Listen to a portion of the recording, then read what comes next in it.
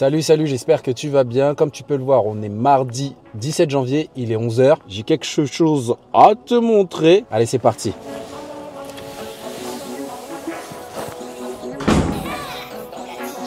Donc là, on est dans la copro. T'as un appartement ici.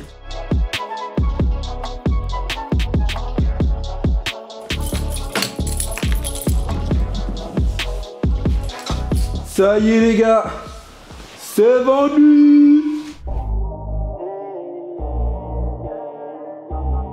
Donc là on est à l'entrée principale, c'est un appartement en fait que j'ai acheté en l'état et qui sera vendu en l'état. Donc ce qu'on va faire, c'est que je vais te faire un petit tour du propriétaire pour démarrer. Et puis dans un second temps, je vais te parler un petit peu du projet, comment je l'ai eu, comment ça s'est passé, pourquoi je le revends dans cet état-là, etc. Du coup là, on est à l'entrée. Il faut savoir que c'est habité ici. Comment? Je ne sais pas. Mais c'est habité, donc ici c'est l'entrée, apparemment c'était la cuisine. Là tu as une salle de bain qui est assez spacieuse, hein, avec 2 fenêtres. Tu as un beau budget menuiserie à faire ici, hein, un budget rénovation complet. Attention, je vais te montrer un petit peu ce qu'il y a à faire. Tu as les 2 fenêtres, c'est assez spacieux. Là tu as l'espace WC. Voilà, avec sa fenêtre, il y a tout à refaire. Ici, menuiserie, isolation, les portes d'entrée, menuiserie, comme j'ai dit, l'escalier à refaire. Il y a tout à faire, il n'y a rien à garder. Là, tu as une belle chambre avec un parquet qui peut être éventuellement rattrapé. Qui n'est pas trop mal, c'est une chambre qui fait à peu près 12 mètres carrés. Voilà. Menuiserie, simple vitrage, comme je te l'ai dit, tout a changé. Les lecs n'en parlons même pas. Ici, tu as l'espace salon avec cheminée. Et l'idée en fait, c'est que l'acquéreur, je pense qu'il va faire, c'est qu'il va mettre la cuisine ici et puis il va faire une belle entrée. Parce que la cuisine comme ça dès l'entrée, c'est pas top. Donc il va mettre en fait, ce sera comme les gens font aujourd'hui, hein, beaucoup. Cuisine, salon au même endroit, espace ouvert. Donc voilà, ça a quand même un bel espace. Là, il y a une seconde chambre. Donc actuellement c'est un T3 et tu verras, je vais te montrer en haut. La grosse plus-value dans cette opération là, c'est que les combles sont aménageables. Il y a quand même une belle surface, je vais te montrer tout à l'heure. Et l'idée en fait c'est de faire un T4. Du coup attends, hop, là tu as l'escalier, je vais mettre le flash et je vais te montrer ce qu'il y a en haut. Cet escalier qui sera normalement refait par le futur acquéreur. Et ici, en fait, tu as un très bel espace d'environ 24-25 mètres carrés. Tu te tiens largement, mais alors largement, hop, je te montre, largement debout. Ici, tu dois facile avoir au moins, je pense pratiquement 3 mètres. Un bon 2,80 m, 3 mètres. Et l'idée, l'acquéreur, ce qu'il va faire, c'est qu'il va faire une suite parentale par ici. Donc, espace chambre avec sa salle de bain. Cette charpente, elle sera légèrement modifiée parce que je t'explique, la personne à qui je l'ai vendue, je lui fais aussi un petit accompagnement, c'est-à-dire que du coup, elle va travailler avec une de nos équipes partenaires AG House.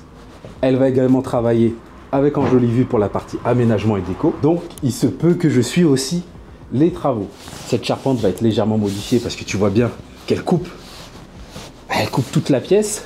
Et il y a quand même un bel espace et l'idée c'est de rajouter de la valeur, qu'il ait ces 24-25 mètres carrés ici.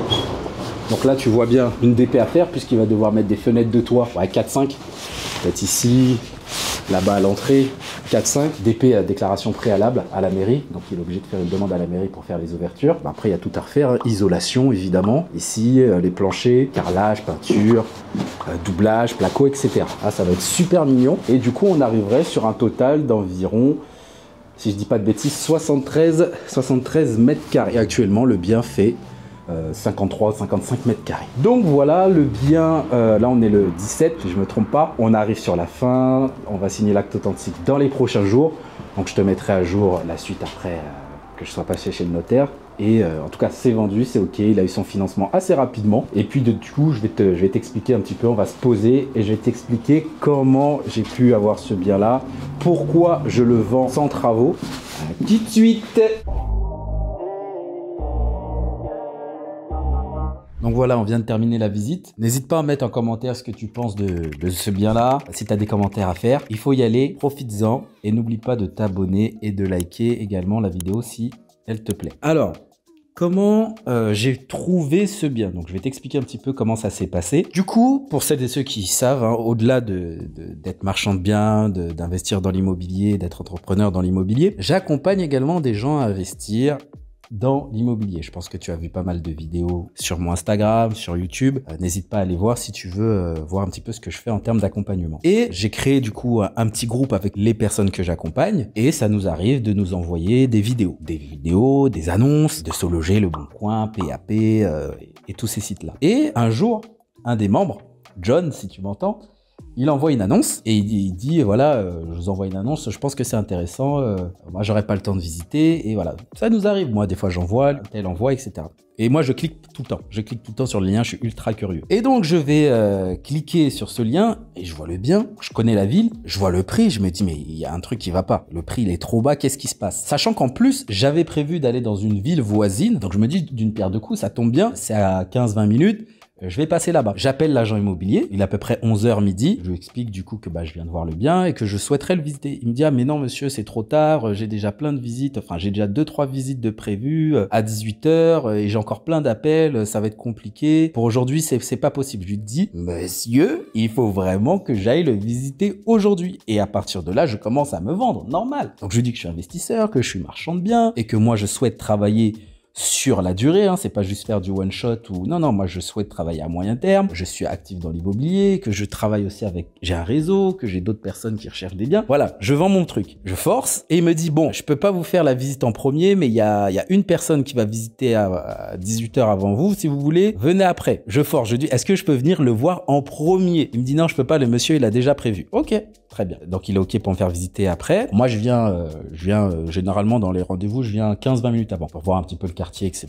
Donc, j'arrive, j'attends dans la voiture, je vois le monsieur de 18h30, celui qui a visité à 18h30, je le vois sortir. Et donc, je rentre, il me dit « Ah, je suis désolé, sur ce bien-là, il a déjà fait une offre. » En fait, je vous explique un peu la situation. C'est un couple à peu près une soixantaine d'années, de gros investisseurs. Et c'est un petit immeuble de rapport qu'ils ont avec 3 appartements et ils vendaient 2 appartements. Donc celui du rez-de-chaussée que je t'ai montré en vidéo, là, que j'ai pointé du doigt au début de la vidéo. Donc celui-là, il me le fait visiter, mais il me dit c'est trop tard, il est déjà vendu. Ok, très bien. Et je dis et sur l'autre, il me dit sur celui-ci, celui que vous avez vu en annonce, finalement, il veut pas l'acheter, ça l'intéresse pas, il achète que celui du rez-de-chaussée. Ok, donc on va visiter, on monte l'escalier, on visite le bien.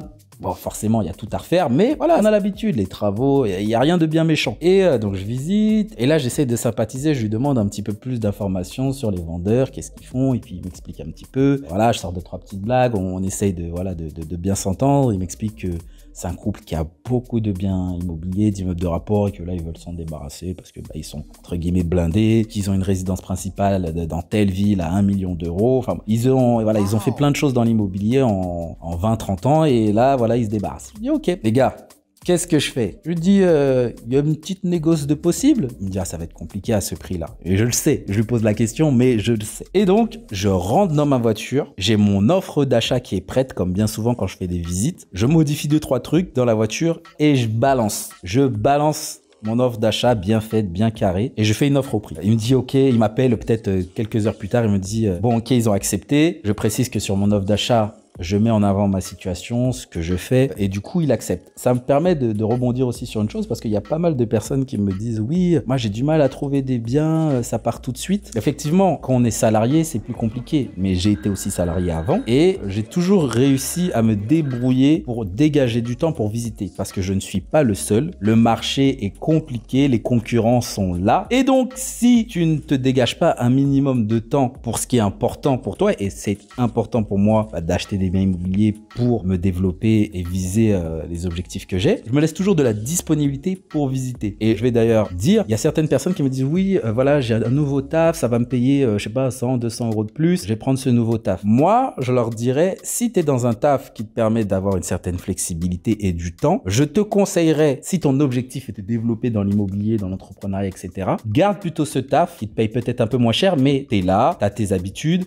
tu as une certaine flexibilité qui te permet de faire des choses à côté. Parce que si tu prends un nouveau taf, ok, tu vas peut-être gagner 200 euros de plus par mois, mais tu vas commencer un nouveau taf, tu vas devoir faire tes preuves, mois d'essai, et peut-être que tu vas pas te sentir super bien là-bas. Et donc, forcément, ça va t'affecter pour développer derrière de l'immobilier. Donc ça, c'est un petit conseil. Si tu peux rester dans un taf, oui, qui va peut-être te payer un peu moins, mais ça va te faire gagner du temps pour tes projets, garde-le. Donc voilà pourquoi je le vends en l'état. Alors, moi, je suis partisan de il faut vendre le plus rapidement possible pour rebondir sur autre chose et être prêt quand il y a de bonnes affaires. J'aurais pu faire des travaux, pour te dire, c'était à la base ce que je voulais faire, parce que c'est ce que j'ai l'habitude de faire, c'est ce que je fais. Mais je me suis dit, ok, je vais faire les travaux, déjà ça va me prendre plus de temps, va falloir que je suive les travaux, on sait très bien que des fois dans les travaux, il y a des couacs, et toujours dans cette incertitude où aujourd'hui on est en 2023, où les gens ont de plus en plus de mal à se faire financer. Et donc je me dis, ok, peut-être que si je fais les travaux, je peux gagner éventuellement peut-être 15-20 000 euros de plus, mais plus de stress, plus d'incertitude et plus de temps tout simplement. Et du coup, je me suis dit, écoute, la marge, elle est quand même pas mal. C'est juste, je l'achète et je le revends. Il n'y a même pas de division foncière à faire. Il n'y a même pas de DP à faire ou de permis à faire ou ce genre de choses. C'est quand même pas mal. Et donc, du coup, j'ai fait le choix de le vendre en l'état. Dis-moi ce que tu en penses en commentaire. Si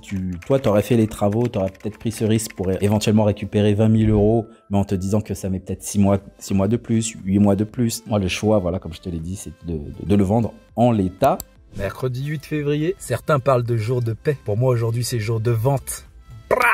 Et donc, la marge, on est sur une marge d'à peu près 30 000 euros, 32 000 euros, net de TVA. Pourquoi? Parce que, bon, en marchand de biens, je vais pas faire un cours de TVA, hein, mais il y a 3 types de TVA. La TVA sur marge, la TVA sur prix de vente et pas de TVA, exonération de TVA. C'est le choix que j'ai fait puisque comme je ne fais pas de travaux, je peux faire le choix de prendre l'exonération de TVA. Donc la marge que je fais, c'est une marge nette de TVA. Donc voilà, projet qui a duré à peu près 5 mois. Je pense qu'on aurait pu faire beaucoup mieux en termes de délai. Il y a eu beaucoup de lenteur au niveau administratif, au niveau des notaires. Il y a eu les vacances d'été, il y a eu les vacances d'hiver et l'acquéreur étant dans un boulot qui est très prenant, il avait aussi un peu moins de flexibilité que moi et donc on a perdu un petit peu de temps, mais le délai est quand même très raisonnable et je suis content plutôt de cette affaire. Donc voilà, la vidéo est terminée. N'hésite pas à me dire ce que tu en penses en commentaire. Est-ce que tu aurais tenté les travaux? Est-ce que tu l'aurais vendu en l'état comme je l'ai fait? Voilà, je t'ai donné mes arguments. N'hésite pas à donner tes arguments en commentaire. Abonne-toi, partage la vidéo. Il y a pas mal de choses qui vont arriver et d'ailleurs, par rapport à ce projet, il se peut que je te montre la suite parce que l'acquéreur qui achète ce bien, il va travailler avec une de nos équipes travaux, avec Enjolivu pour la partie déco et il se peut que je te montre qu'est-ce qu'il va faire derrière sur ce projet. Voilà, je te dis à la prochaine et puis porte-toi bien. Ciao.